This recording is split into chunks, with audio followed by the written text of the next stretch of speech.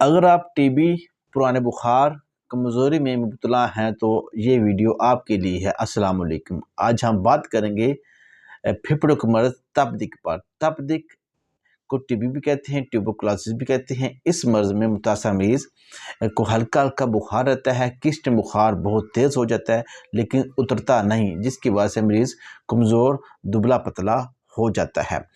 یہ مرض جب رہتی ہے، مسلسل رہتی ہے تو خشک کھانسی بہت زیادہ آتی ہے، بالکل نہیں آتی، خشک کھانسی آتی ہے، بھوک اور نیند بالکل ختم ہو جاتی ہے، ہونٹ اور پورا جسم سے میل ہو جاتا ہے، چھاتی کے مقام پر شدید درد ہوتی ہے، ٹانگوں میں تھکاوٹ ہوتی ہے، دن بدن کا جو ویٹ ہے، وزن جو ہے کم ہوتا چلا جاتا ہے، مریض کمزور ہو جاتا ہے۔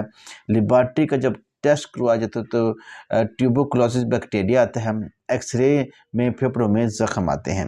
دوستو ٹی بی کا مرض ہوتا کیوں ہے؟ چند ایک کو تو روسی خاندانی طور پہ یہ آگے کنورٹ ہوتا ہے، ریشے والی چیزیں زیادہ استعمال جو لوگ کرتے ہیں، آلو کا کستے استعمال، کیمیکل والا گھی یا کیمیکل والی چیزیں، یا وہ لوگ جو کیمیکل جہاں پہ تیار ہوتا ہے وہاں پہ رہتے ہیں، اس کی وجہ سے پھیپھڑے متاثر ہوتے ہیں، ٹی بی کا مرض بنتا ہے۔